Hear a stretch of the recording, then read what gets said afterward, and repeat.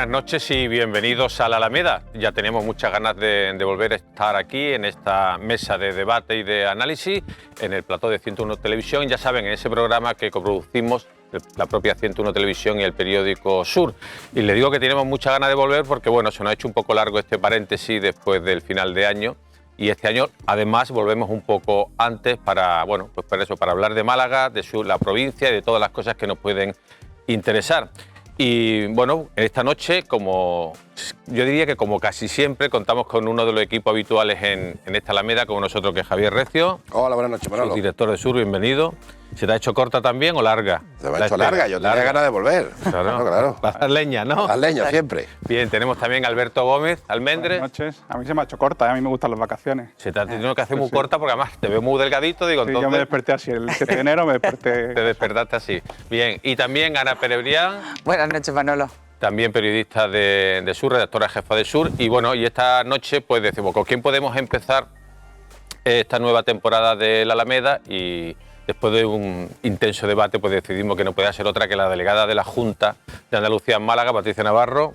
Buenas noches. Muy buenas noches. Hemos dicho intenso debate porque, bueno, yo creo que es la primera vez que abre la temporada, pero como hay muchos temas que digamos que la Junta tiene mucho que decir. Demasiado, ¿no? Demasiado. Bueno, no sabemos, eso lo veremos ahora, ¿no, Javier? Hombre, vamos a ver Bueno, cómo muchas responde. gracias, ¿eh? Es un honor abrir esta nueva temporada. Sí, lo que pasa es que vamos a hablar de muchos problemas, entonces no sabemos Bueno, si ¿qué cuándo... vamos a hacer? Hay que estar al frente de los mismos y hay que dar la cara, eso es así. Bueno, pues vamos... Seguro que tenemos explicaciones para muchos de Y ellos. después del COVID, además, ¿no? Todo parece como más liviano. Todo parece muy Bueno, sencillo. esta sequía se está haciendo dura, pero... Sí, bueno, ya ha dicho la delegada de la Junta, Patricia Navarro, ya ha hablado de la palabra que va a tratar, de la que vamos a hablar y que va a ocupar gran parte de esta tertulia, que no es otro que la sequía. Y antes de empezar con Patricia Navarro, Javier, la sequía viene a reproducir problemas de otras épocas, ¿no? De otras sequías, con la sensación de que no se aprendió la lección en aquellos 2 años, sobre todo en la... Sí, en el fútbol una gran sequía en el año 95. Y después lo que siempre suele pasar, ¿no? Que cuando llueve, que además que aquí muchas veces llueve con inundaciones, se llenan los pantanos, hay ya un horizonte más tranquilo y las obras pertinentes no se hacen, ¿no? Yo creo que es un problema además nacional, Bueno.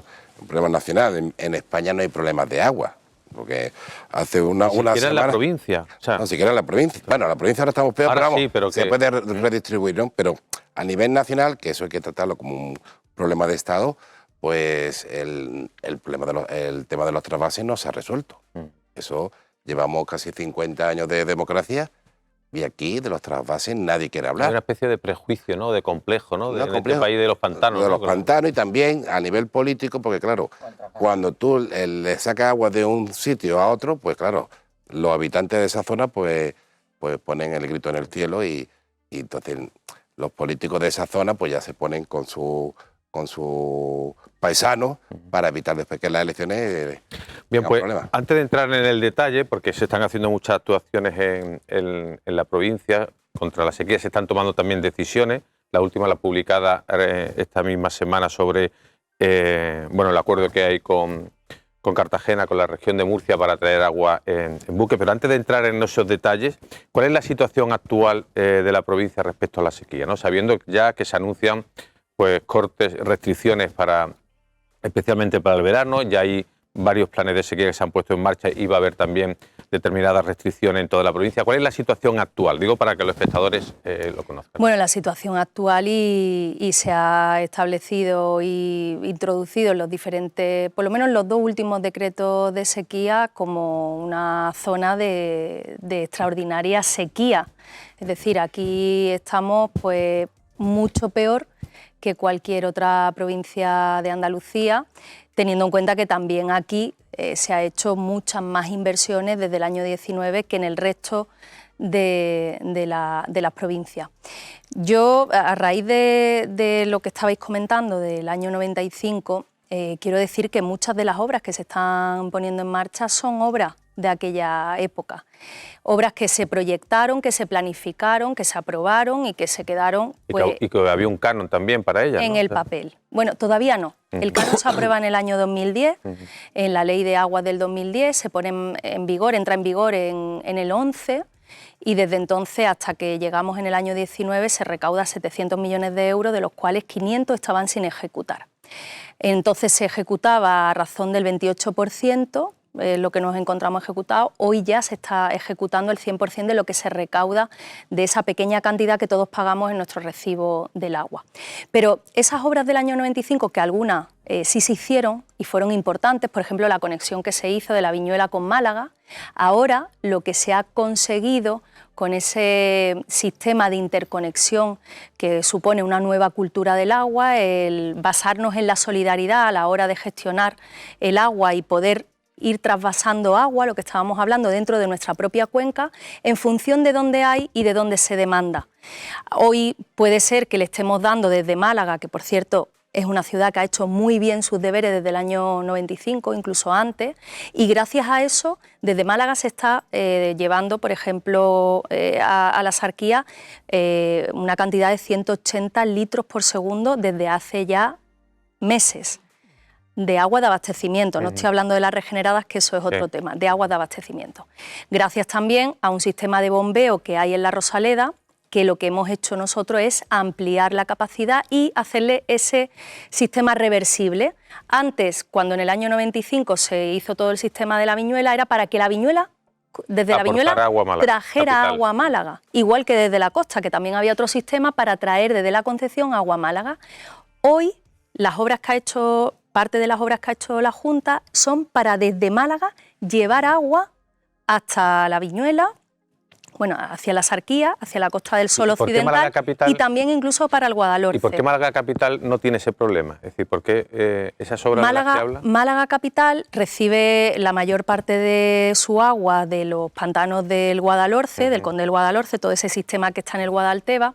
Y claro, a lo largo de los años han ido haciendo obras que han permitido aprovechar mejor todas esas aguas, desalobrar la que viene salada, que tiene un manantial salado, esos pantanos, y por tanto venía muy salada, ha ido mejorando los tratamientos y aportando mucha más agua, aparte de ir haciendo sondeos y explotaciones de pozos muy estratégicos para que a Málaga no le faltara agua. Pero lo cierto y verdad es que en el momento en el que estamos, Málaga Capital no solo no le falta agua, sino que ya lleva tiempo dándole a la Sarquía y ahora pues se le está haciendo las condiciones, en este caso al bombeo de Roja, para poder llevar agua también a la Costa del Sol y más adelante, cuando ya estemos mejor, al Guadalhorce. Según tengo entendido, puede caer también en el próximo decreto de sequía, que no sé si se aprueba mañana. Es posible que en Málaga ya también entre en zona roja, que se llama, de sequía, y se tengan que reducir los caudales. Los decretos de sequía lo que establecen son unas medidas de ahorro y se le dice a los ayuntamientos, oiga, tienen que rebajar porque lo que se avecina o lo que tenemos ya encima es muy gordo y hay que empezar a rebajar el consumo. Pero hasta ahora Málaga no ha tenido que recurrir a medidas extremas. Quizás si no llueve y todo apunta a que va a ser una primavera seca, claro que Málaga y otros municipios quizás tengan pues, que reducir, por ejemplo, la presión del agua, que es a lo que están recurriendo muchos ayuntamientos, para no tener que hacer cortes radicales, ¿no? Que también lo están haciendo otros ayuntamientos. Pero con la reducción de la presión, lo que se hace es evitar que en la fuga, que son inevitables y que calculamos que está en torno a un 30 o un 40% en el conjunto de la provincia, dependiendo del municipio. Perdón, ¿un 30 o un 40% de todo el caudal? De agua que se pierde. En el conjunto de la provincia, depende del municipio. Málaga, por ejemplo, tiene la red de abastecimiento muy actualizada, lo han ido cambiando y lo van cambiando y destinan todos los años un presupuesto importante a esa sustitución de tuberías que en un momento dado, por obsolescencia, por antigüedad, pues se van deteriorando y entonces hay fuga. Pero hay otros municipios que han destinado ingentes cantidades de dinero a otras muchas cosas, pero no a la red de abastecimiento. Diga cuáles, por ejemplo. No lo puedo decir porque eso tampoco ni me lo sé de memoria, ni tampoco se trata de criminalizar a nadie. Pero es cierto que todo lo que nos está ocurriendo nos debe de servir de una gran lección que no le sirvió a los del 95. En el 95 Málaga estuvo, pues yo creo que casi peor que ahora. Ya los técnicos dicen que no, que estamos igual o peor. Pero en aquel momento todo lo que sufrimos no sirvió prácticamente de nada porque, primero, lo que se planificó muy poco se ejecutó. hay muchas obras que se ejecutaron y después se dejaron abandonadas. Hay pozos, por ejemplo, en la zona del Guadalhorce, el Aljaima y otro más, no recuerdo el nombre, que lo vamos a recuperar ahora, que se hicieron en el año 95, se abandonaron cuando pasó la sequía y en el año 12, que hubo unas inundaciones, recordarán, importantes, se lo llevó por delante y ahora hemos tenido que volver a hacerle las obras para recuperarlo, ponerlo en funcionamiento y que den agua ya en este cuarto decreto de sequía. Ahora tenemos que aprender de aquello y tenemos que crear otra cultura del agua. Y la cultura del agua es que solidaridad, que es interconexión entre cuencas, aquí el agua no es de nadie. Y en el ahorro también, ¿no? Y en las medidas y de luego, restricción. efectivamente, en la responsabilidad del consumo, en la responsabilidad del uso eficiente del agua. Sí. Y yo creo que ese es el gran reto que tenemos por delante. A mí me gustaría preguntarle, después de toda la exposición y de todo el sistema de intercambio de agua en la provincia, brevemente y de manera que se entienda, el grado de preocupación real que tenemos, porque da la sensación, es verdad, que cuando vemos los decretos de sequía, las novedades, lo que se avecina, en lo que estamos, da la sensación de que lo que estamos es administrando la miseria. Bueno, no. Se está haciendo, realmente... todo lo que se está haciendo en dos vertientes. Uno, para atender lo urgente, que es si no llueve. Si no llueve, nosotros es cierto que estamos preocupados porque tenemos que ir atendiendo todo lo estructural, que es lo que acabo de comentar, o lo más a medio y largo plazo, al tiempo que la urgencia. Que la urgencia es, oye, vamos a tener menos capacidad de abastecimiento en este año y esta temporada, porque también hay que pensar en las actividades económicas de las que dependemos y de la que depende esta provincia y, por tanto, eso tiene que estar garantizado.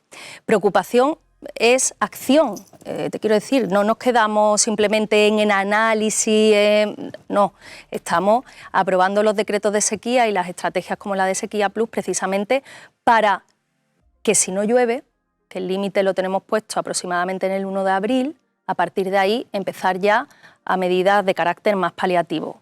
Desalobradoras portátiles, que ya van a empezar prácticamente a funcionar en cuanto estén instaladas. ¿Dónde tienen pensadas? Las desalobradoras portátiles ahora mismo están. Una prevista para la desaladora de Marbella. La desaladora de Marbella, capacidad, ¿no? otra infraestructura, si me permiten, totalmente infrautilizada.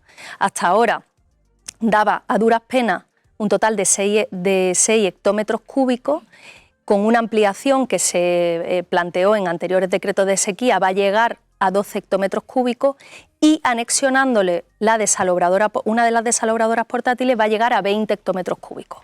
Eso ya supone una bombona de oxígeno, en este caso de agua, importante para la Costa del Sol.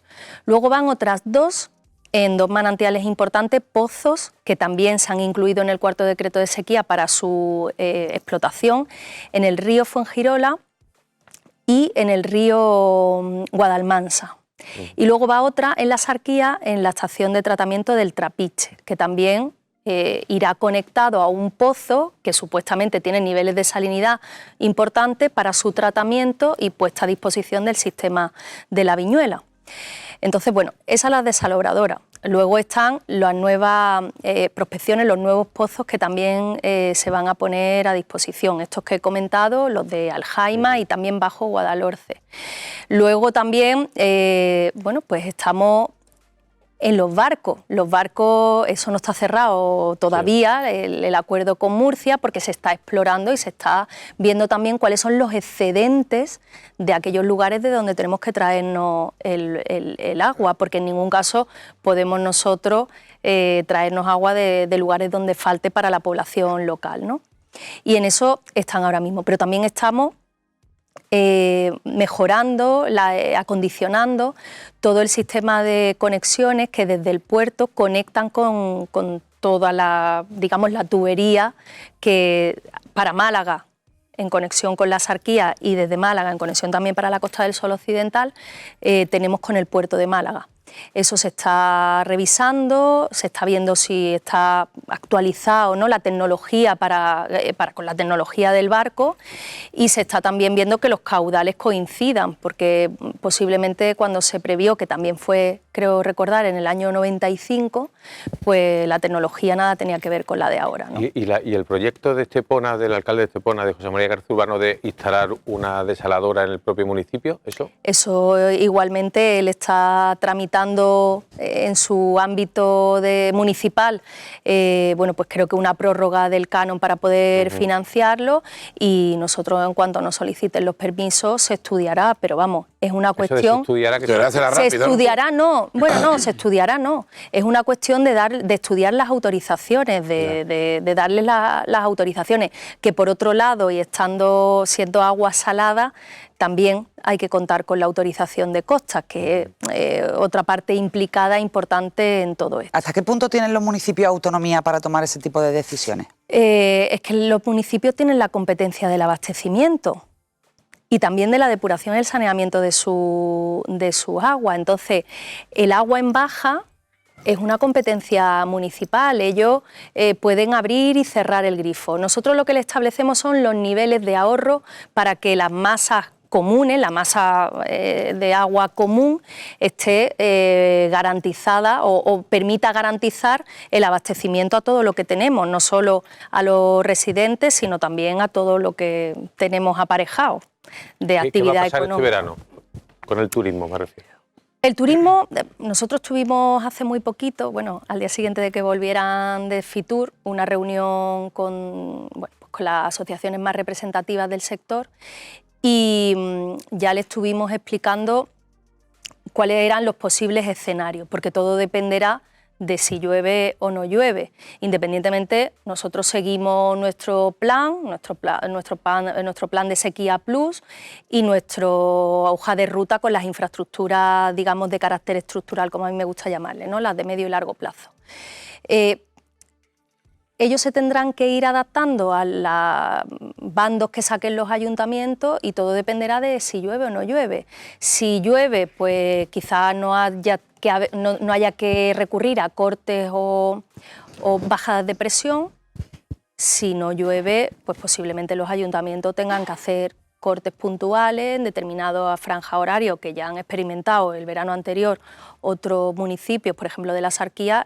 No ha pasado nada, es decir, es molesto desde el punto de vista de tener que cambiar toda tu operativa en el hotel o en el restaurante, pero bueno, que se puede mantener la actividad económica y no pasa absolutamente nada. ¿Y qué mensaje se va a lanzar fuera de la cosa? Eso es muy importante, porque yo creo que lo que no debemos es de cruzar esa línea roja que nos lleve a generar alarma, una alarma que, en fin, que primero es innecesaria, segundo súper perjudicial para una industria como esta que genera tantos puestos de trabajo y tanta economía, y en tercer lugar es que nosotros estamos trabajando para que no, para que no falte agua, con lo cual las alarmas para nada, nada más lejos de la realidad es nuestra intención, y por supuesto hay que trabajar con responsabilidad y hay que explicarle, como estamos haciendo, a todos los sectores que puedan estar afectados por estas medidas.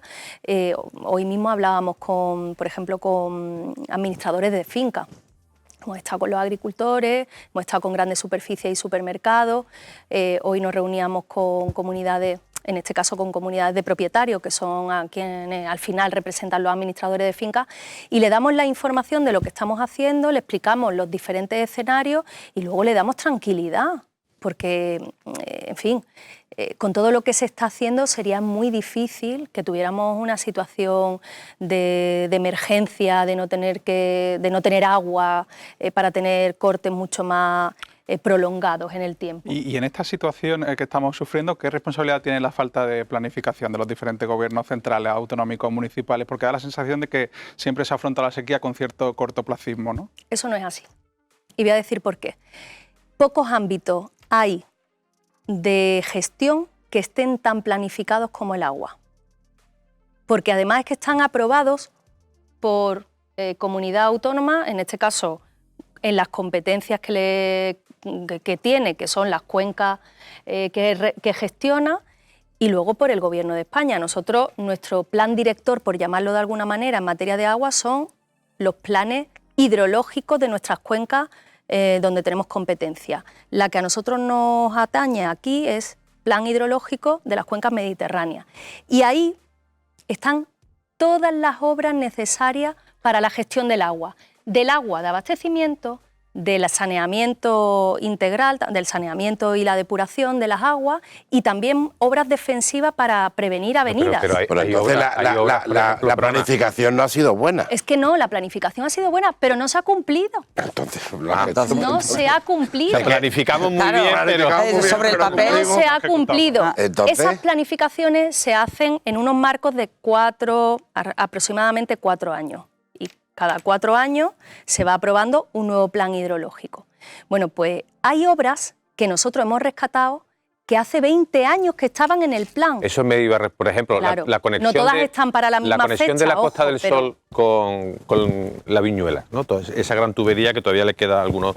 Eso, por ejemplo, se lleva, no sé si 20 años, pero casi, ¿no? Claro, pues ahora es cuando se están poniendo los sistemas para poder hacer esa conexión.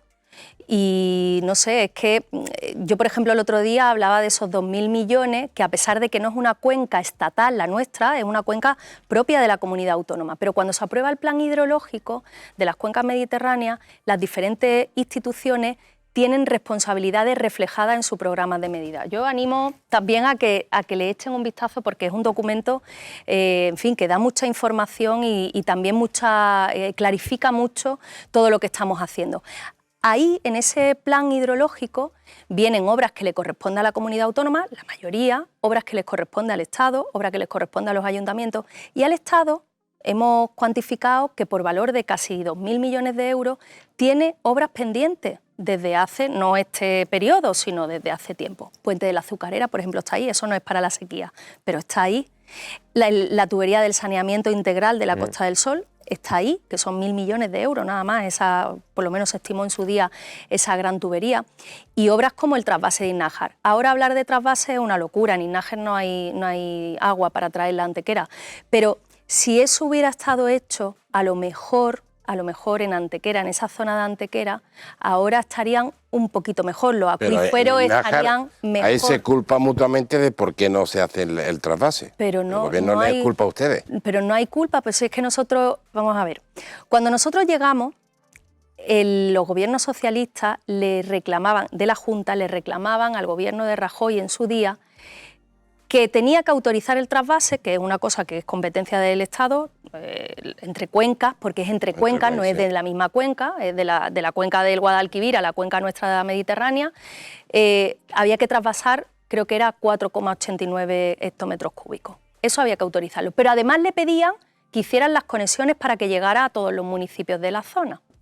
Bueno, pues cuando nosotros llegamos, Carmen Crespo, muy valiente, que yo dije, madre mía, pues sí, lo dijo, se lanzó y dijo, 50 millones de euros para hacer las conexiones, pero autorícelo usted, Pedro Sánchez.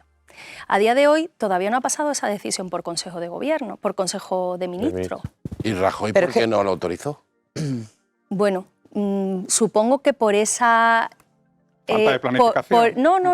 Bueno, estaba en la planificación. Es que estaba en la planificación. El problema es que yo creo que a quien le correspondía hacer las conexiones era la comunidad autónoma. Pero bueno, y como no se ponían de acuerdo... En cualquier caso, sin entrar en el término planificación concreta, da la sensación de cierta falta de lealtad institucional. Voy a 2 momentos, además, muy recientes que lo ilustran perfectamente.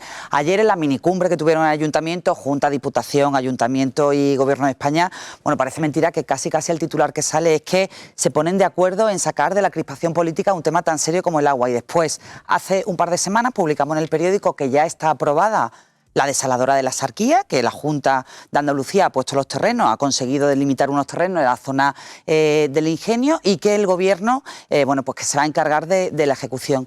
Y no se ha llegado a un acuerdo, y de hecho ahora estamos enredados en ese tema, sobre a quién corresponde el proyecto. El proyecto que, para explicarlo a los espectadores, es una parte ínfima de toda la magnitud de una O sea, es decir, hay acuerdos sobre los terrenos que lo pone la Junta. Ana, perdóname que yo te interrumpa, porque es que eso no es así. Es que el acuerdo está por escrito y firmado. Sí, está firmado, pero y en el acuerdo no viene que la Junta tenga que hacer. Claro, pero sí que no estamos echando la pelota. Yo no estoy culpando, estoy diciendo que algo, paradoja, ¿no? Claro, algo tan importante que además nosotros es que vimos con lupa el proyecto y el acuerdo firmado entre la Junta y el Gobierno, efectivamente está firmado. Que la Junta pone los terrenos y que el Gobierno pone el dinero. Pero es que, ¿cómo se olvida en ese acuerdo a quién corresponde el proyecto? Bueno, pues ya está Se supone que si ellos lo han declarado de interés general y es competencia, por tanto, una vez declarado de interés general del Estado, oye, ellos tendrán que tirar para adelante con el proyecto, con la ejecución de la obra. Si quieren que lo hagamos nosotros, nada más que tendrían que decírnoslo, porque desde luego la actitud ha sido de colaboración permanente. Si esas desaladoras ya saben ustedes que llevaba su propio curso. De hecho, estamos ahora en un proceso de concesión de agua, de concesión de los derechos de agua, porque hubo 3 solicitantes de esos derechos de agua hace 2 años y pico. 3 empresas que pidieron y estamos en ese proceso. Una pregunta, aunque tenemos un invitado también esta noche que podrá avanzar un poquito más en ello. El sector agroalimentario, especialmente en lo que se refiere a subtropicales, ¿no? Que bueno, que ahora mismo en toda la zona de la Sarquía, tanto el aguacate como el mango, que necesitan mucha agua, pues están en una situación también compleja. ¿Es viable, con la situación que estamos, no puntual, sino que parece que esta situación, es decir, se va a alargar en el tiempo, ¿no? ¿Es viable ese modelo de subtropical aquí en la provincia de Málaga? Pues yo creo que implantando otra cultura de consumo y también adaptándose a esta nueva circunstancia que ha venido para quedarse. Es decir, nosotros estamos en un periodo de sequía ahora posiblemente más largo y más intenso que el anterior, y todo indica que los siguientes van a ser más o menos igual o peor. Que va a ser endémico. Bueno, prácticamente es lo que dicen los expertos. Entonces, los sectores productivos todos tendrán que adaptarse y todos nosotros, a nivel doméstico, tendremos que adaptarnos. Bueno, pues con esta introducción le digo porque es que vamos a hacer una pausa. Hacemos una pausa y luego retomamos el tema del sector agroalimentario, aunque hay muchas más cosas de las que hablar. Y hacemos una pausa y volvemos enseguida.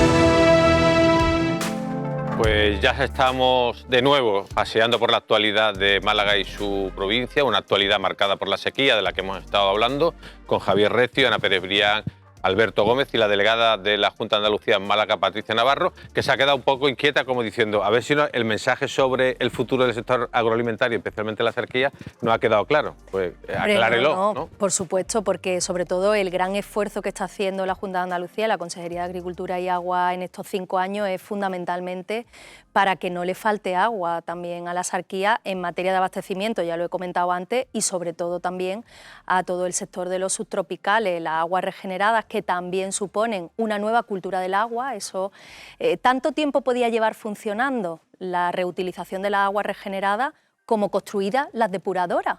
Es que hay 6 depuradoras que están dando agua a los regantes, en algunos casos con unos niveles de salinidad que también se están intentando corregir mediante las mezclas de agua, y también los ayuntamientos sustituyendo aquellas tuberías que están rotas y que se tienen intrusiones marinas de agua del mar y por tanto sube la salinidad, pero que en todos los casos nuestro objetivo es sostener y mantener un sector que es fundamental para el pulmón económico que supone la agricultura para Andalucía y especialmente para Málaga. A ver, ya 3 o 4 veces cultura del agua, cultura del consumo. ¿En qué se traduce eso? ¿Qué le queremos decir a la gente? Pues ¿cuáles son esos cambios de hábitos? He intentado, pero veo que no tiene mucho éxito. He intentado también deslizarlo. La nueva cultura de agua que nosotros estamos intentando implantar es, primero, la solidaridad. Aquí el agua no es de nadie, el agua es de todo. Y esa interconexión de cuenca supone un plus de solidaridad en esa gestión del agua. Si el agua nos la vamos a empezar a traer desde el campo de Gibraltar, oye, la gente de Algeciras, de los barrios, tal,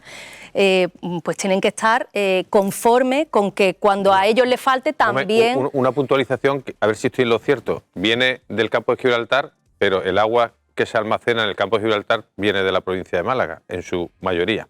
En Es decir, parte, o sea, sí, que no sí. es que... O sea, que no- Correcto, Exactamente, ¿no? correcto. Como el dinero público, como Esto, decía era Carmen Calvo. Yo ¿no? El dinero decía, público yo no es de nadie. decía al principio que esto se estaba pareciendo a la pandemia porque en la pandemia todo el mundo nos hicimos expertos de enfermedades respiratorias, ¿no? Sobre todo el COVID, y en la sequía todo el mundo nos estamos haciendo expertos en cuestiones de tubería, de Y de embalse aljibe, y de aljibe aljibe doméstico. y de todo. Pues esto es muy parecido. No, pero que no se libre. O sea, para la gente que está en casa. esa La cultura de solidaridad, consumo. la interconexión de las cuencas y luego, por otro lado, fundamental, la reutilización del agua y el uso eficiente del agua. La reutilización del agua, pues las depuradoras con los terciarios, que esto hay que explicarlo, pero cuando nosotros empezamos tímidamente a poner los tratamientos terciarios, a hablar de ellos en el año 19, donde ya Juanma sabía que íbamos a tener esta situación no tan extrema, pero sabía que entrábamos en un periodo de sequía y que teníamos que prepararnos. Con las cabañuelas, ¿no? No, yo creo que bueno, él que además es muy ambientólogo, en el sentido de que le gusta mucho los temas de la naturaleza, pues él sabía que entrábamos y con la consejera de Agricultura llegó a un acuerdo de que cada consejo de gobierno hubiera una medida destinada a la sequía en el año 19. Cuando se refieren a Juanma, es Juanma Moreno Bonilla, digo, por si alguno dice, a ver, ¿de quién hablas? Bueno, es que como es, en fin, es malagueño, es cercano, uno más de cercano. Todo el mundo lo nosotros. conoce. No dejaba, porque lo tiene que no dejaba de conocer. ser una broma con los Bueno. espectadores. Bueno, vamos a cambiar de asunto y, perdón, porque esta semana, en los últimos días, se produjo un hecho, desde mi punto de vista, inverosímil, y es que el secretario de Estado de Transporte y Movilidad Sostenible, José Antonio Santano, pues llegó a decir en Málaga que bueno, pues que el proyecto del tren hasta Marbella y Estepona, pues poco más o menos vino a decir que no se tenían datos para justificar ese proyecto y que no se estaba trabajando, después de que aquí en Málaga han pasado al menos 4 ministros, ¿puede ser? Sí, no, Tanto del PP como del PSOE, Claro. anunciando pues que el proyecto se iba a poner en marcha, que se estaba estudiando. Primera De hecho, aquí necesidad. el propio diputado del PSOE, Ignacio López, dijo que se estaba trabajando para estos próximos presupuestos, pero el secretario de Estado vino a decir que él no sabe nada del proyecto del tren a Marbella, y lo dijo en estas palabras. Vamos a escucharlo. He dicho que vamos a actuar entre Málaga y Fuengirola y que en este momento nosotros, con lo que tenemos encima de la mesa, no tenemos datos que nos permitan avanzar a corto plazo en la dirección de ese tren de la Costa del Sol. ¿Eso qué significa? Pues lo que significa. En el futuro, evidentemente, siempre estamos abiertos, no puede ser de otra manera, a profundizar en esa información, que es para hacer una infraestructura de ese tamaño, digo, porque no sé si los que están aquí tienen calibrada la inversión, estamos hablando de 3.000 millones de euros, 2.500, 1.600. Que de comienzo, digo que todos sabemos que eso acaba después en cifras mayores, son cifras muy importantes que además suponen una inversión no de superficie en buena parte, sino que es soterrada, ¿no? Es decir, una obra muy complicada. Para que eso... Pues ya ven, un golpe de desmemoria del secretario de Estado, Javier, no sé si... Bueno, pero si tú te atiendes con atención, bueno, si ves con atención lo que dice, está cayendo en una contradicción, porque para no saber nada sabes lo que cuesta. Claro. Sabes que va soterrado. Sí. O sea, está plenamente informado. No creo yo que en el proyecto que hay de cercanía a Barcelona, y en el entorno, que son 3 o 4.000 millones de euros, tengan mucha mayor información que el de Málaga, que llevamos, yo qué sé, 20, 30 o 40 años hablando, vamos, desde que existe... Casi desde que se inauguró, no, casi no, desde que se inauguró el tren a Fuengirola. Bueno, el primer proyecto fue hace casi 25 años. Sí, pero vamos, desde que se inauguró el ferrocarril en España, en Marbella, nunca está conectada. Mira tú, si Marbella necesita estar conectada por... ¿Qué visión tienen desde la Junta de Andalucía? Nosotros la verdad es que recibimos esas declaraciones con muchísima preocupación, porque claro, yo no había nacido y ya se hablaba del tren de la costa, digo, porque hemos tirado de hemeroteca. Es que es muy joven. Yo nací en el año 79 y ya las primeras referencias que tenemos del tren de la costa es del año 79. No sé qué plan habría ahí de ferrocarriles y tal, que ya contemplaba ese tren. Pero es que desde el 2005... de manera casi ininterrumpida ha habido referencias en los presupuestos generales del Estado, hasta hemos contado más de 8 millones de euros para estudios, informes del tren de la costa. Y luego, hombre, un informe que se quedó hecho y que se vio, yo no lo vi, porque no estaba en ninguna de estas responsabilidades que tengo ahora, pero sí lo vieron compañeros míos, un proyecto que trajo Íñigo de la Serna en el año 2008, donde ya aparecía incluso alternativas de trazado, ¿no? En fin, que es imposible que no lo conociera, pero aún así, oye, yo puedo entender que no haya visto, que todavía no le haya dado tiempo a este hombre de ver con profundidad los papeles, los proyectos, valorar si económicamente es viable, no es viable. Yo lo que creo es que una persona que viene a Málaga, a una de las ciudades más importantes y provincias más dinámicas de España, y le preguntan por algo que si se lo preguntan es porque hay cierta inquietud en la ciudadanía, en la opinión pública, hombre, decir esto es de juzgado de guardia, es para que hubiera dimitido de verdad al día siguiente. Porque no estamos hablando de, con perdón, y no me gusta menospreciar ningún territorio, pero esto no es Cuenca, esto no es, en fin, estamos en Málaga. Y esto no se atreve a decirlo este hombre ni en Barcelona, ni en Bilbao, ni en Madrid. Entonces no lo puede decir en Málaga, porque nosotros estamos jugando esa liga, la de esas ciudades, no la de otras. Y si aquí se le pregunta por un proyecto que además es por todos conocido, tiene que dar una respuesta más solvente. Pero me imagino que ustedes habrán preguntado algo, ¿no? O sea, cuando escucharan al secretario de Estado, habrán hecho alguna pregunta, habrán dicho, claro. oye, ¿y qué medidas van a tomar o qué han dicho, qué le han comentado? Bueno, vamos a ver, esto evidentemente tuvo su traslación al Congreso de los Diputados vía pregunta por el propio número 1 del Partido Popular en el Congreso por Málaga, que es Elías Bendodo, y todos los diputados.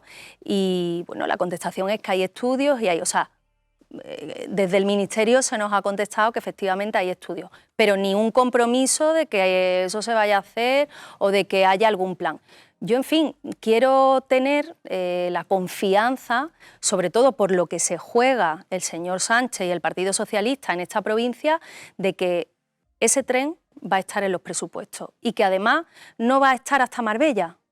Nosotros no podemos conformarnos con un tren a Marbella, porque Estepona es la tercera ciudad que más crece, y eso creo que lo publicaron ustedes mismos, estas mismas Navidades. Y después de Marbella, pues hay poblaciones como Benalmádena y Marbella, después de Estepona hasta Marbella y Benalmádena, que también se sitúan entre las 5 que más crecen. Y nosotros necesitamos un modelo de movilidad que permita absorber toda esa demanda que vamos a tener, que tenemos ya y que vamos a seguir teniendo en lo sucesivo. Pero es que es más, nosotros... Yo creo que tenemos que hablar ya de una conexión ferroviaria de todo el Mediterráneo andaluz. El campo Gibraltar, claro. Absolutamente. Pero incluso desde Almería, porque hay pocas zonas tan dinámicas, con tanto potencial, con tanta actividad económica como el Mediterráneo andaluz. Nosotros, desde luego, en la provincia de Málaga entendemos que tiene que conectarse la costa al completo, desde Nerja hasta Manilva. Pero es que el de Manilva debería de continuar hasta el campo de Gibraltar, hasta Algeciras. No nos debemos conformar con menos. Pero, señora Navarro, hago también autocrítica. ¿Cuántos años ha estado el Partido Popular en el Gobierno central?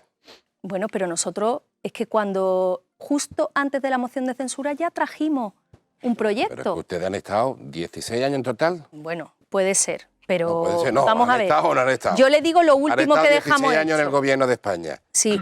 Pero... Y cuando aquí en Málaga ya no sabemos un poco también esta historia. Cuando están en la oposición se ponen todos muy reivindicativos, que me parece fenomenal su papel ahora. Si usted se refiere a la etapa del gobierno de... Porque el señor de la Sena vino aquí diciendo, mareando la perdiz con los estudios, y al final no dijo qué estudio era ni por cuál se apostaba. No, hombre, el estudio está. Sí, pero nunca dijo.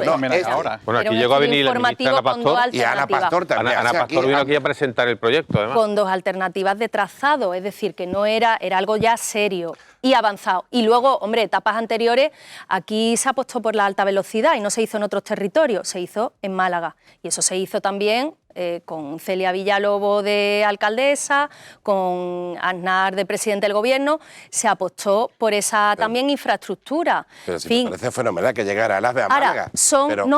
Pero es que hay que tenerlo en cuenta porque la vertebración del territorio, del territorio a través de las conexiones ferroviarias hay que verla también en todas sus dimensiones. Y nosotros tenemos aquí un cercanía inacabado desde mi punto de vista, esa es la palabra, tenemos un tren de la costa inacabado. ¿Usted apuesta por cercanía a Marbella? Yo apuesto por un tren que vertebre todo el Mediterráneo andaluz. En la provincia de Málaga tenemos que tener la costa conectada y ahora mismo, mínimo, si hablamos del tren de la Costa del Sol, ese tren tiene que estar conectando Málaga y el campo de Gibraltar. Y no podemos quedarnos en Marbella. Es que eso sería caer en la miopía del proyecto del tren a Fuengirola en su día. Y mientras tanto, ¿qué ocurre? Porque bueno, pues mientras tanto se lo voy a decir yo. Mientras tanto se lo voy a decir yo, porque además nos vamos a lanzar esta semana ya a pedírselo al Gobierno y no vamos a esperar, viendo cómo está el panorama y después de lo que ha manifestado aquí el secretario de Estado, nosotros le vamos a pedir al Gobierno una suspensión temporal del peaje de la AP7. La que conecta Málaga con Marbella, ¿no? Bueno, con Marbella y Estepona. Con toda la costa. Porque, ¿Hasta que no haya tren? Porque mientras no haya tren, ese peaje no tiene sentido. Porque posiblemente, cuando nosotros hablamos del tren, lo que estamos haciendo es una apuesta por una movilidad sostenible, pero también inclusiva. Y lo que estamos haciendo con el peaje y no dándole la oportunidad a muchos residentes de la Costa del Sol, no teniendo una conexión ferroviaria, es excluirlo y dejarlo fuera de muchas oportunidades que a través de la movilidad vienen. Entonces, creemos que mientras sí, mientras no, la Costa del Sol necesita liberar ese peaje para darle mucha más fluidez al tráfico, para que no tengamos colapso en la A7 antigua 340, para que reduzcamos también la siniestralidad en las carreteras y por tanto avancemos en la seguridad vial, para que acortemos los tiempos de llegada a las empresas, que cuánto dinero estarán perdiendo las empresas por los retrasos, por los accidentes, porque no se llega al trabajo precisamente por esos colapsos. Pero ¿cuánto? Eso es que no se ha cuantificado. ¿Qué posibilidad real hay de que eso ocurra? Porque en realidad la tendencia es al contrario. De hecho, en enero se han actualizado, que es la manera de decir que se han subido los precios de la autopista, de los peajes, entre ellos. Efectivamente, es que este es el más caro, de toda España. ¿Qué posibilidad real hay de que eso...? Yo no lo sé, lo tendrán que estudiar ellos, pero alguien tendrá que proponerlo, ¿no? ¿Cómo lo van a formalizar eso? Eso lo vamos a pedir, evidentemente, por vía ordinaria parlamentaria y también lo van a pedir los alcaldes en sus ayuntamientos, y vamos a establecer y a elaborar una estrategia para sumar a esta iniciativa, pues a todo lo que estamos sumando a esa Alianza por Málaga. La Alianza por Málaga que hemos iniciado en contacto con otras formaciones políticas, agentes sociales y económicos, tiene, pues cada vez que nos sentamos, un montón de puntos, y tanto por una parte como por otra se ponen muchos temas encima de la mesa, porque no todo es la movilidad. Pero si hay algo en lo que todas las personas con las que nos hemos reunido, y organizaciones y entidades, estamos de acuerdo, es en el proyecto del tren, en la necesidad de una conexión ferroviaria de todo el eje litoral, en mejorar la movilidad en general del gran área metropolitana de Málaga, incluido también el Guadalhorce, que no nos podemos olvidar de esa gran zona de expansión, y que tenemos que avanzar, que desde los años 90 pues no han venido grandes proyectos que supongan, bueno, pues un gran revulsivo para la actividad económica. Lo que usted acaba de plantear aquí, que me parece fenomenal, ¿lo habla usted ya con Dani Pérez en ese encuentro que mantuvo? Y si no lo hizo, ¿cree usted que Dani Pérez, como secretario provincial del PSOE, la va a apoyar? Señor Pérez, en otros temas no, pero en esto lo vi muy receptivo. En el tren se lo ha comentado vi receptivo. No concretamos en esta medida concreta, porque es cierto que, sobre todo a raíz de las declaraciones del secretario de Estado, es cuando nosotros hemos ya tomado carta en el asunto, y una cosa que estaba en un poco fase de estudio, incipiente, hemos decidido sacarlo y ponerlo en la agenda política, porque no nos parece normal, porque es que creemos que a Málaga se le está ninguneando, es que es inadmisible. Yo lo decía antes, esto en Barcelona no ocurre y en Bilbao tampoco. No se permite el lujo de ir un secretario de Estado, que es el segundo de un ministerio, a decir que no hay planes, que no tenemos datos, pero oiga, es que usted no sabe... Yo creo que sí tiene datos, lo que no tenía era voluntad, porque él datos tenía. Bueno, claro. Pues entonces peor todavía.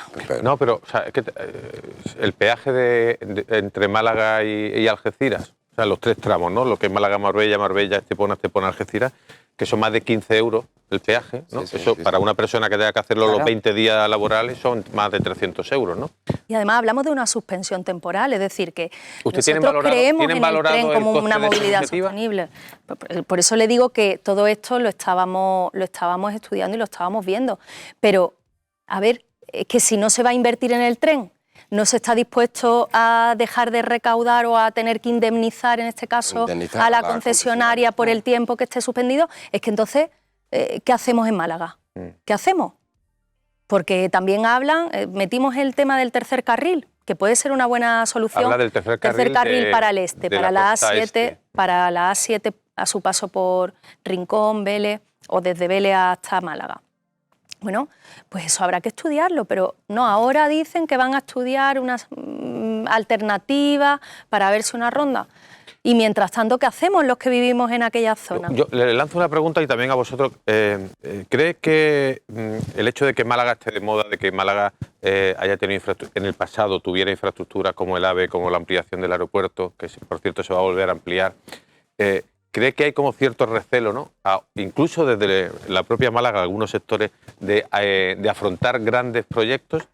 Porque en el momento que se plantea el propio plan del litoral en Málaga capital, el propio tren hasta el campo de Gibraltar, se dice, bueno, es que son inversiones multimillonarias. Pues claro que sí, que son grandes inversiones. ¿Cree que hay cierta reticencia, ¿no?, a que Málaga siga? Mire, yo creo que en Málaga no podemos tener complejos y que si nosotros mismos no nos creemos merecedores de esas inversiones que vinieron y que tienen que seguir viniendo por el propio dinamismo y la propia actividad que aquí generamos, que además es que todos los días tenemos una buena noticia en términos económicos, es que tenemos lo de los microchiques que fue antes de ayer y ya se nos ha olvidado porque se nos ha colado pues, los datos de los visitantes que hemos tenido turistas en el año pasado, los que van a venir este año, en fin. Si nosotros mismos no nos creemos merecedores que al final de hay una realidad, que el dinero es como el agua, que ya, pero yo digo una cosa, falta una cierta Alberto, solidaridad entre provincias y entre territorios, ¿no? Muy bien. Entiendo. Pero ¿eso se lo plantea Madrid? ¿Eso se lo plantea Barcelona? Porque allí van a dar 6.000 millones de euros para los rodalíes, cercanía, y no pasa nada. Y allí alguien ha planteado, oye, no, mejor se lo vamos a dar a Castellón, que los pobres están... O Extremadura, ¿no? O Extremadura, o Cuenca, todo el mundo tiene derecho, claro que sí, pero oiga, estamos por circunstancias, por la climatología, por la propia naturaleza que tiene el malagueño de ser ambicioso, de no conformarnos. Oye, esto va creciendo, aquí vienen cada vez más proyectos, quiere venir más gente a vivir, más gente a establecer su negocio, y eso tiene aparejado unas oportunidades, pero también... bueno, pues unas cuestiones que son inherentes, ¿no? Y es que tenemos que darle servicios y coberturas, infraestructuras a todo eso que nos viene. Pero ahora me estoy acordando aquí en la Alameda, recuerdo al presidente de la Diputación y su amigo Francis Salado, que planteó potenciar la conexión por autobuses también, ¿no? Y sin embargo, él lleva un retraso la concesión por parte de la Junta de Andalucía increíble. Con las concesiones del transporte del área metropolitana. Claro. Bueno, pues a ver, es una cuestión compleja por muchas cosas. Primero porque son concesionarios que también bueno, pues están pendientes de esa seguridad jurídica, hay que adaptar a nuevas normativas que han ido saliendo y luego estamos en un territorio complejo desde el punto de vista... Es muy complejo, pero hay un récord, o sea, la gente cuando se le pone el transporte público... Lo utiliza. Pero está claro, pero de todas formas, vamos a la mayor, Javier. Lo que denominamos la Gran Málaga, que todo el mundo está utilizando mucho el cercanía y también los autobuses. Con lanzadera incluso. Claro, hay lanzadera. A Laurín de la Torre, por ejemplo, puso lanzadera también, que es una buena medida. Pero sin embargo...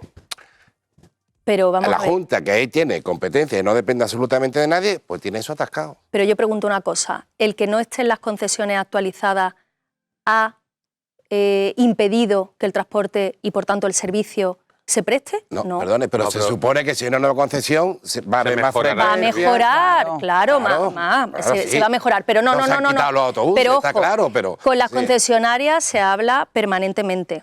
cuando hay una falta de frecuencia, o sea, por ejemplo, entre el COVID y el inicio de la actividad hubo unos desfases que hubo que corregir, se habló con las concesionarias, se mejoraron la frecuencia tanto en una costa como en la otra. Luego, se está ampliando el área metropolitana, o sea, lo que es el consorcio del área metropolitana. Coín y, por ejemplo, Río Gordo llevaban, yo qué sé, 10 años pidiendo que se incluyera a los dos municipios en el consorcio del área metropolitana. Se han incluido, ahora se está estudiando, se ha incluido Antequera también, que se sumó en el último momento y también se ha incluido. Ahora se está estudiando la incorporación de Vélez, es decir, que esto no para. Las concesiones dan seguridad jurídica, puede que se mejore también el servicio, pero el servicio cada vez que se detecta cualquier incidencia o que baja o merma la calidad, rápidamente se habla con los concesionarios y se pone manos a la obra. ¿Es cierto que hace falta los nuevos pliegos? Hace falta que salgan los nuevos concursos y, oye, que se lo lleve el mejor y el que mejor. Pero esos concursos entendemos que tiene que prever un nuevo concepto de transporte. Y luego es que es eso, claro, es que estamos hablando de un momento en el que qué va a pasar con el tren, qué va a pasar con el metro, en fin. Todo esto también... la estaba escuchando sobre el tema de que no se interrumpe el servicio, pero bueno, sí que es muy mejorable. Hay una pregunta que todos nos hacemos, por ejemplo, con el autobús que viene de la zona de Rincón de la Victoria, que es que una tontería que puede parecer, pero ¿por qué no para las paradas dentro de la ciudad? Tenemos que esperar a llegar hasta la Plaza de la Marina y de ahí. Entiendo que eso, lógicamente, es competencia con la MT, pero que la renovación de esas concesiones también permitirían solucionar pues esas cosas domésticas, esas cosas rutinarias que hace que mucha gente no coja el autobús y que cuando lo coja, pues se enfade, lógicamente. Bueno, está claro que en eso estamos, que se está trabajando. El problema es que no se avanza, pero que no se deja de prestar el servicio y que desde luego si hay incidencias se acude a ella. No sé si estamos terminando ya, Manolo. Me quedan un par de minutos, 3. No, me gustaría hablar un poco también de Málaga, ¿no? A nivel político. Ya te veo venir, ¿eh? No. Vamos a ver. No, le quería hacer una pregunta muy concreta. Vamos a ver. ¿Tiene el Partido Popular de Málaga, usted que es la máxima responsable del PP malagueño, un plan B por si le pasa? ¿Tiene alguna contingencia al alcalde? ¿Tiene usted preparado un relevo? Ojalá nunca suceda, ¿no? Pero si se puede caer enfermo, puede lo que sea. ¿Tiene el plan B? ¿Tiene el PP preparado un plan B para eso? Vamos a ver. A mí es que además lo de la palabra B me parece tan... No, lo de meterlo el plan B suena regular nada más. No, planificación. Planificar. Vamos a ver. Yo creo que con la contestación que le voy a dar lo va a entender usted y todos los telespectadores. Paco de la Torre es el plan A, el B y el C, porque es un gran alcalde.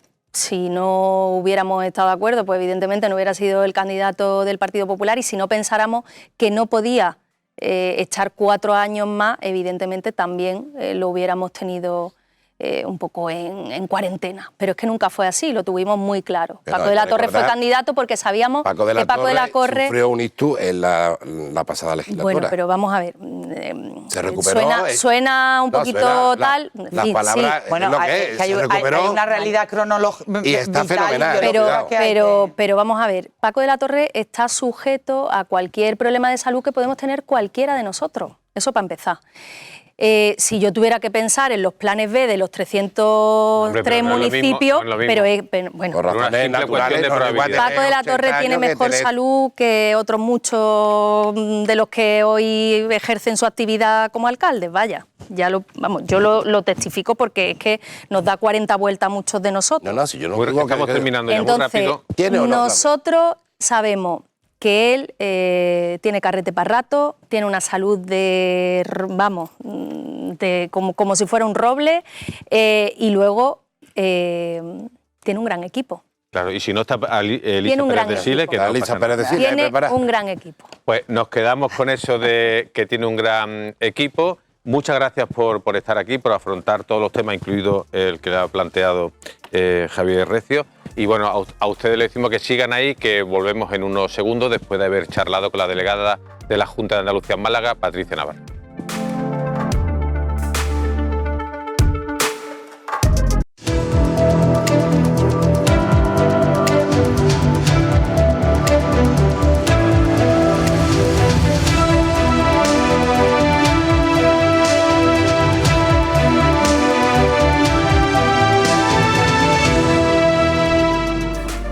Pues ya estamos aquí de nuevo en la Alameda, en el inicio de esta nueva temporada de un programa que llevamos ya, Javier, pues yo creo que 600 y pico programas o más, ¿no? Casi camino de 200. Y en el que estamos hablando especialmente de la sequía, también hemos hablado de la movilidad con la delegada de la Junta de Andalucía en Málaga, Patricia Navarro, los periodistas Javier Recio, Ana Pérez Brián y Alberto Gómez. Y ahora en esta recta final de este paseo por la actualidad, pues vamos a hablar del agua, por supuesto, que es el problema que nos ocupa y nos preocupa a todos, pero también de la reciente conflictividad que ha surgido en el mundo agro, en el mundo de los agricultores. Y nada mejor para hablarnos de todo esto que el presidente de la mayor cooperativa aceitera del mundo, de COP, de Antequera, Antonio Luque. Bienvenido. Muchísimas gracias por invitarme. Bienvenido una vez más, porque siempre te suele dar un paseíto por la Alameda. Esta no es la Alameda de Antequera, es otra Alameda. Es otra Alameda, pero me encanta también, la magnífica Alameda, ¿no? Bien, pues Antonio, no sé si estás preocupado, si estás ocupado, si estás incluso con algo de miedo. ¿Cuál es la situación actual del mundo agrario, o sea, del campo, ¿no? de los agricultores? Que esa chispa que parece que se encendió en Francia y que ahora ahora nos lo va a explicar bien, pero por diferentes motivos, bueno, pues ha despertado un malestar y una sensación de indignación que había en el campo y que, bueno, pues que está saliendo ahora quizás de una forma descontrolada, ¿no? Pero que indudablemente está llamando la atención de que las cosas no pueden seguir como está. ¿Cuál es la situación actual? Bueno, pues yo creo agradecer una vez más la invitación a estar con vosotros. ¿Y cuál es la situación actual? Es verdad que en el sector, en el campo, en nuestros pueblos, los que estamos viviendo, yo diría una indignación un poquito enquistada desde bastante tiempo, ¿no? Sí.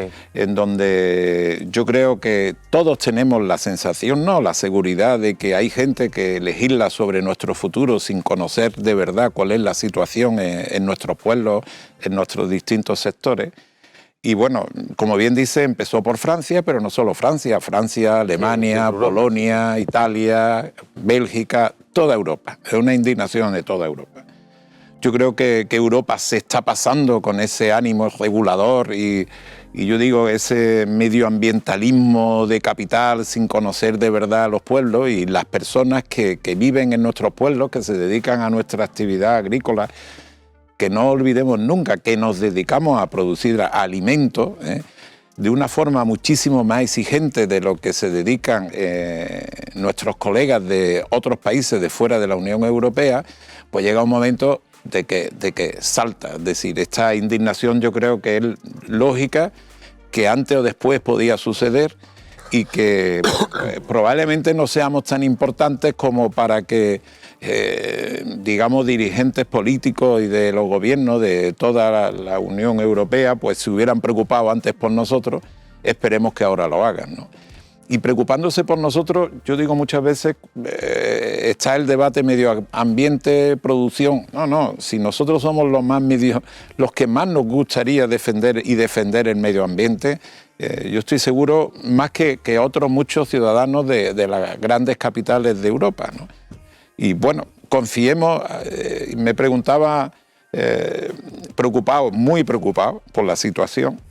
Y también con pena, ¿no? Con pena porque en España en concreto todas estas movilizaciones que se han generado, que yo creo que más que justificadas, yo no voy a quitarle en absoluto los argumentos que tienen nuestros agricultores y nuestros ganaderos pues para estar muy indignados, pero lo que sí sería bueno es que buscáramos la manera de aprovechar todo ese esfuerzo que se está haciendo de movilización. Es decir, esto no puede ser para que al final no consigamos nada, ¿no?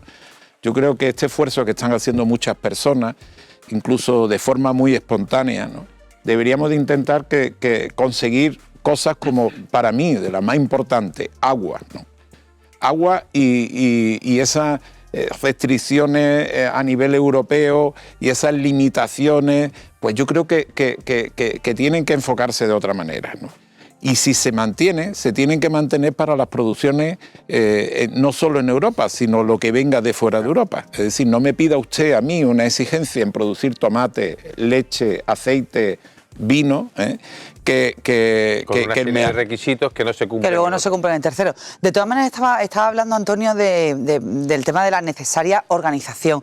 Da la sensación que en los últimos días, sobre todo en el caso de España, una vez que ya hemos visto las protestas en Europa, se decía incluso que las manifestaciones estaban convocadas por WhatsApp. De hecho, las grandes organizaciones agrarias se han unido con bastantes horas de retraso. Da esa sensación de que a pesar de que el grito, por supuesto, es unánime, yo creo que parte de la ciudadanía, la gran mayoría, estamos con el campo y estamos de acuerdo en esas reivindicaciones, pero da la sensación de que se corre el riesgo de que esa falta de organización, por ejemplo, pues deje estampas como la que anoche se produjo en Antequera, ¿no? Bueno, pues con situaciones de cargas policiales y de moverse sobre todo en un débil equilibrio entre la razón, o sea, la razón que asiste al campo y, pues que la cosa se vaya de madre precisamente por esa falta de organización, ¿no? Comparto totalmente tu opinión, es decir, ya te he dicho, estoy preocupado, ¿no? Preocupado porque pueda suceder esto y con pena, porque no lo aprovechemos y que ese esfuerzo que están haciendo tantos colegas manifestándose, y ya digo, de una forma muy espontánea, pues no lo podamos encauzar en conseguir cosas concretas para el futuro, ¿no? Yo creo que es una pena no conseguir, no luchar por esos objetivos, ¿no? Estoy de acuerdo que creo que estamos un poquito o muy desordenados, vamos a ser honestos, ¿no? Y yo creo que lo que tendríamos que trabajar todo el sector en las próximas horas, en los próximos días, en intentar organizar un poquito, sobre todo. Primero, porque yo creo que a nadie le gusta, que evidentemente son protestas reivindicativas, tiene que haber sus pequeñas molestias, deberíamos de intentar que fueran pequeñas, lo menos molestas posible a la ciudadanía, porque al final son nuestros consumidores y son nuestros aliados. Pero, insisto, yo creo que deberíamos de tener esa prudencia y sobre todo ese organizar cuáles son nuestros objetivos y cuáles son los objetivos que deberíamos de conseguir sí o sí. Yo creo que este es el momento que tendríamos que trabajar. ¿Cuáles son nuestras prioridades? De las que habéis hablado, que era el agua, luego una especie de sensatez normativa, por llamarlo de alguna forma, ¿no? que digamos que permita competir con otros. Efectivamente, esa sensatez normativa y que tengamos las mismas condiciones, claro, las mismas exigencias, cualquier producto que venga de cualquier otro país, porque es que si no podemos competir. Y la devaluación de los precios, porque hace poco publicábamos en el periódico que los limones se están vendiendo a 10 céntimos en el campo y están llegando a más de 2 euros en los supermercados. ¿Eso cómo es posible? A ver si alguien nos lo explica, porque llevamos semanas queda esos 2 euros intentando. Y claro, ¿cómo repercute eso en los productores? Vamos a ver, yo creo que sobre eso hay mucho trabajo por hacer, incluso también nosotros. Es decir, yo creo que nosotros tenemos que hacer un trabajo de concentración de la oferta, de empresas que comercialicen nuestras producciones, de poner nuestras producciones lo más cercano posible al consumidor, de intentar coger el valor añadido que podamos, etcétera, etcétera. Yo creo que ese es un trabajo que nos toca a nosotros también, es decir, porque no podemos decir que los culpables de todo son todos los demás menos nosotros, tenemos nuestra responsabilidad. Pero yo creo que en ese aspecto, insisto, fundamental que consigamos esas cuestiones, porque muchas veces, ¿qué sucede? ¿Por qué los limones aquí están baratos y luego en la distribución más caros? Pues a lo mejor aquí hay quien está trayendo los limones de otro país, empieza a venderlo un poquito más caro, coge un nivel de precio, los de aquí no se compran, los de aquí no puedes venderlo, con lo cual se hunde el precio del limón. Pero la escalada esa ya es imparable. Y esa escalada es imparable en ese momento.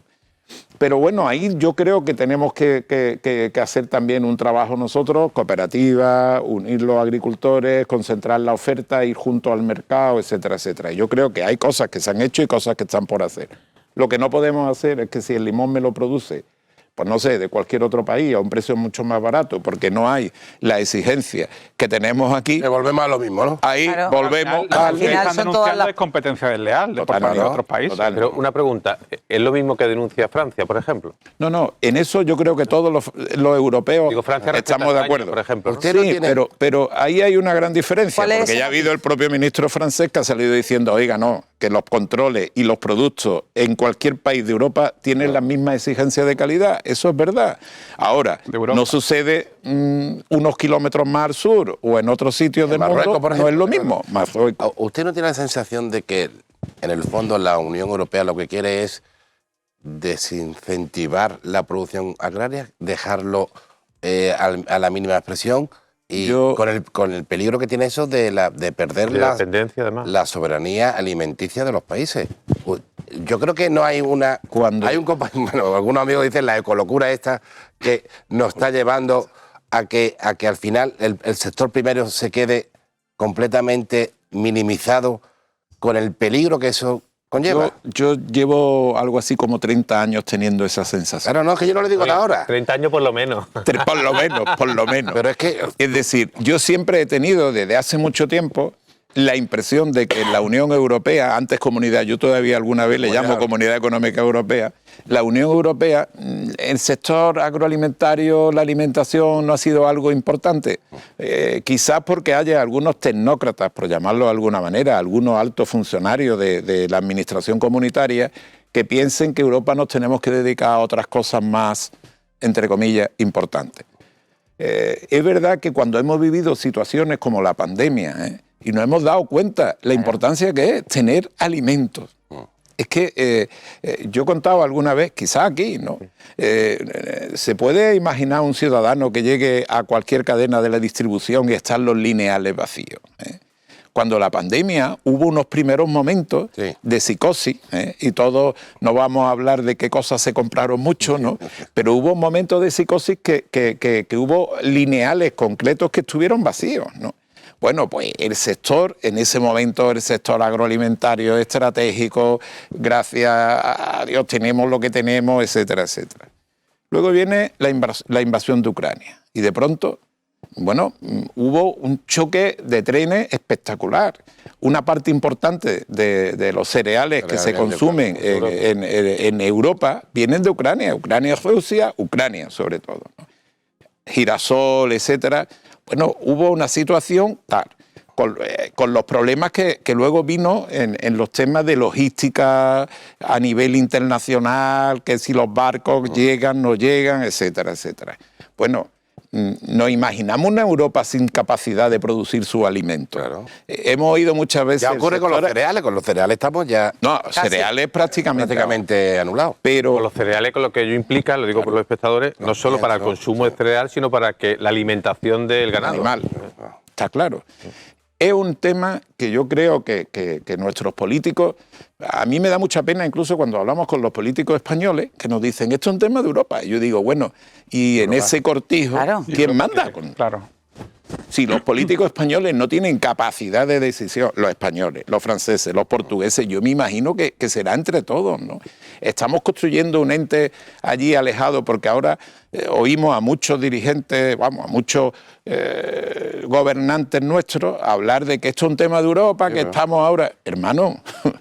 En cualquier caso parece... Europa somos todos. Claro, parece que Europa ha tomado nota y, bueno, ayer la presidenta de la Comisión ya dijo que en el tema de los pesticidas que se iba a rebajar, ¿no?, esa exigencia que casi, bueno, pues abocaba a un cambio radical en la producción. ¿Se fían de ese compromiso de Europa?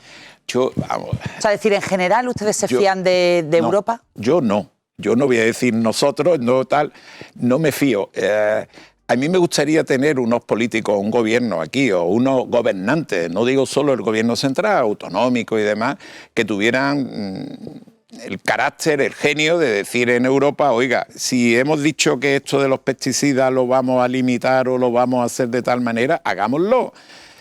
Tenemos nuestra preocupación y por eso esa indignación en la calle ahora es preocupante, porque la gente se le ha dicho muchas veces, esto no te va a afectar, esto no te va a afectar, esto no te preocupes, esto no te preocupes. Y como yo digo siempre, nosotros somos de pueblo, un poquillo catetos sí que somos, pero tontos no.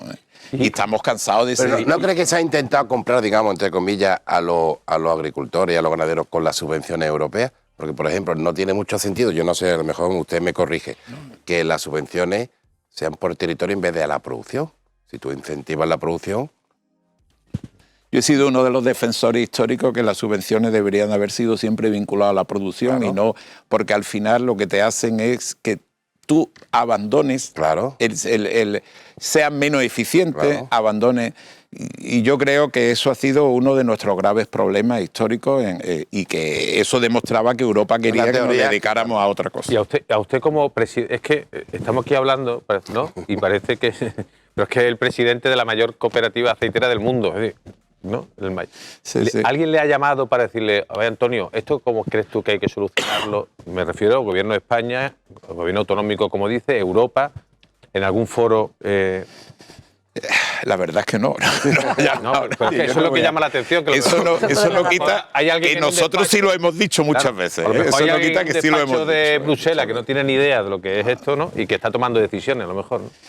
Vamos a ver. Yo me acuerdo, enero del 86, yo fui por primera vez a una reunión a Bruselas, enero del 86, incorporadito a la Comunidad Económica Europea, representando a las cooperativas de aceite de España, ¿no?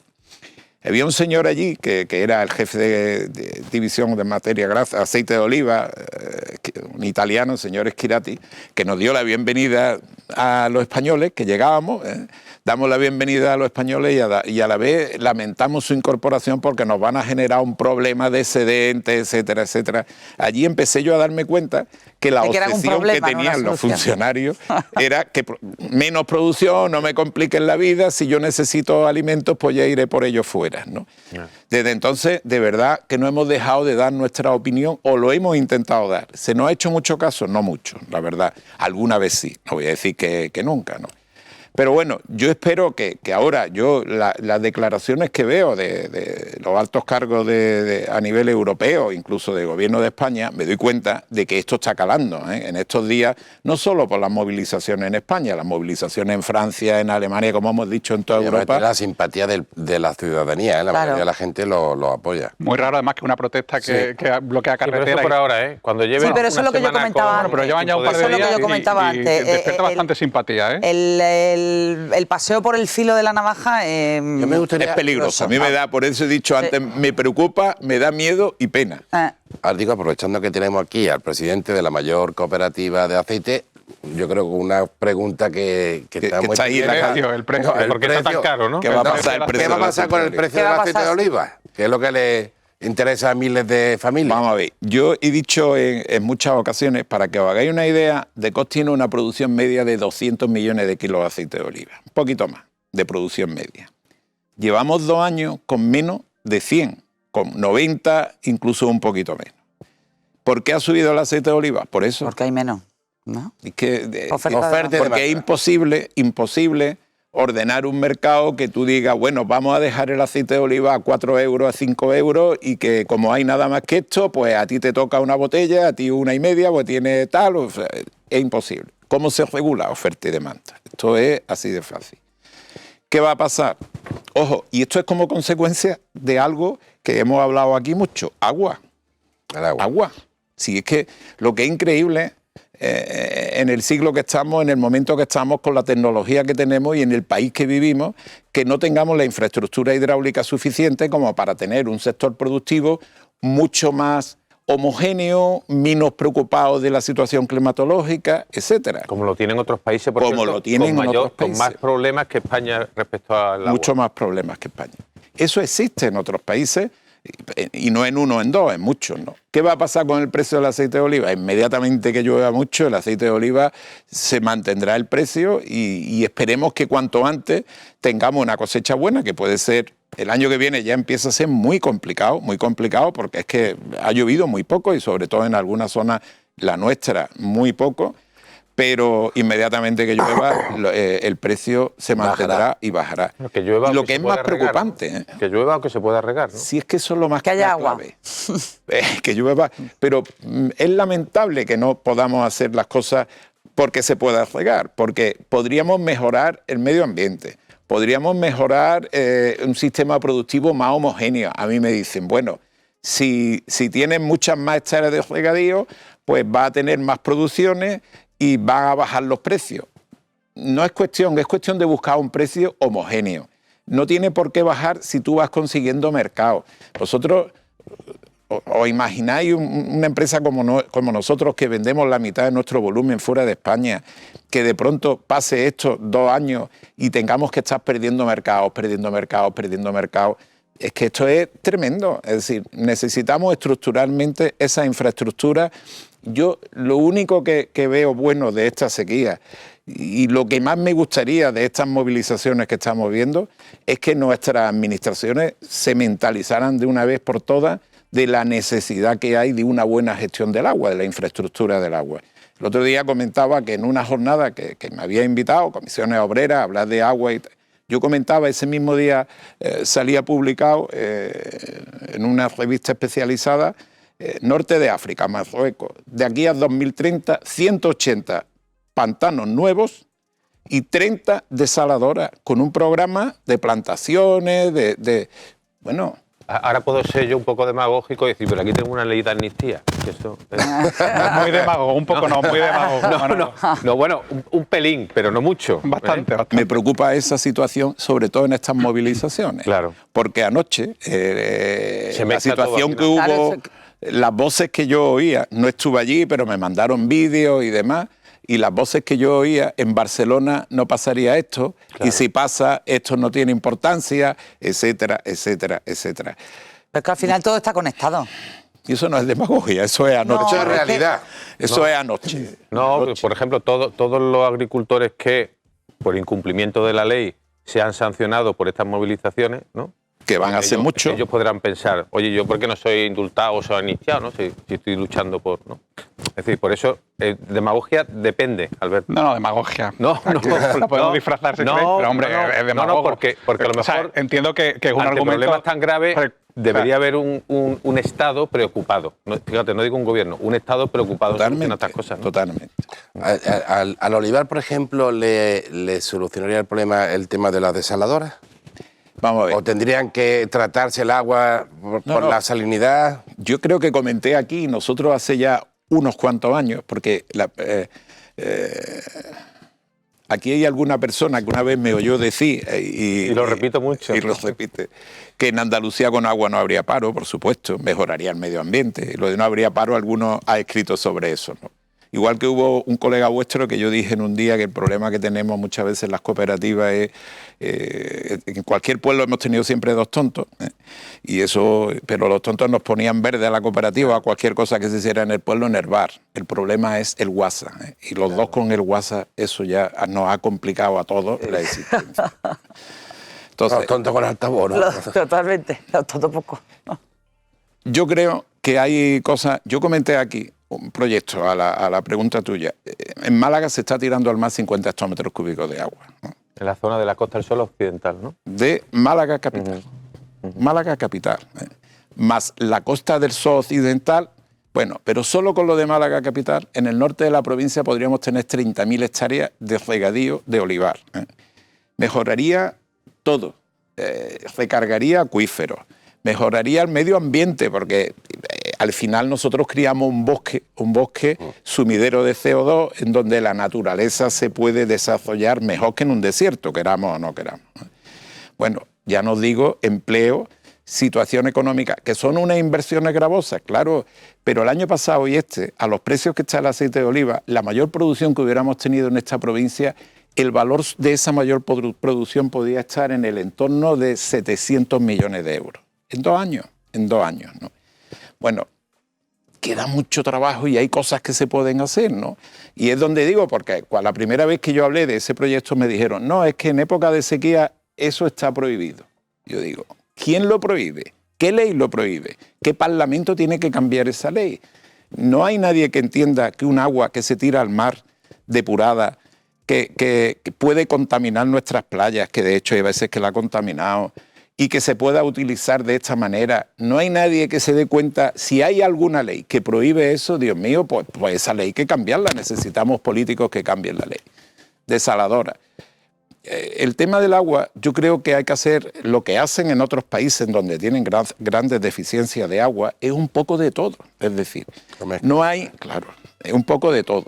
aquí tenemos que hablar de más capacidad de almacenamiento para los años que llueva. Imaginémonos que mañana, y ojalá no llueva, que llueva bien, pero que caen 5 días muchos litros y van a ir la mitad al mar. Eso deberíamos tener sitios donde esa capacidad de almacenamiento. Trasvases. ¿Por qué no va a haber intercomunicación de cuencas? Yo contaba aquí también, hay un pantano en Portugal, el más grande de Europa, navegable, que se llena con agua de España.